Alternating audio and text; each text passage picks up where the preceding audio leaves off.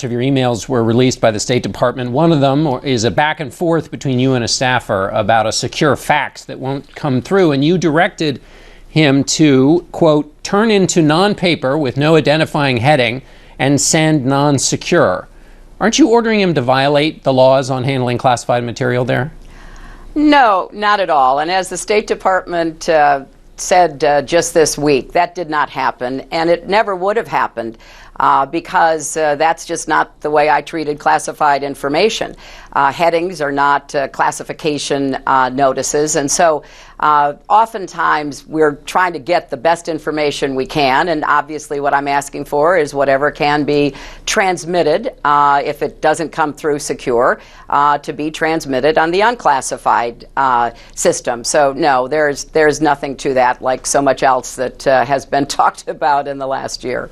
So in no instance, what's striking about that particular email is it suggests you were very facile with how to do this process. You knew the instructions about how to get around the restrictions for sending classified information.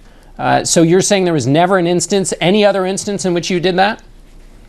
No, and it wasn't sent. So I think, this is another instance where what is common practice, namely, look, I need information. I had some points I had to make, and I was waiting for a secure fax that could give me the whole picture.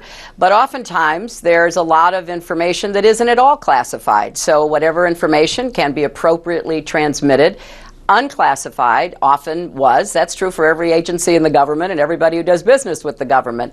But the important point here is I had great confidence because I'd worked with Jake Sullivan for years. He is the most meticulous, careful person you could possibly do business with, and he knew exactly what was and wasn't appropriate. And in fact, as the State Department has said, there was no transmission of any classified information. So it's another effort by people looking for something to throw against the wall, as you said in the beginning of the program, to see what sticks. But there's no there. Well, this one is a little different since the FBI is investigating this specific question of whether a classification was meddled with. Let me ask you about another email in this batch, which was one in which you seemed to express surprise that somebody emailed on their non-State Department personal email, which is what you were doing. Why was that a surprise to you?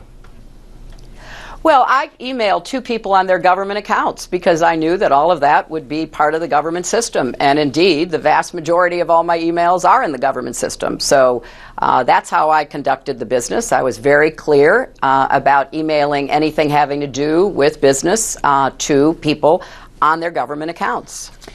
On gun control.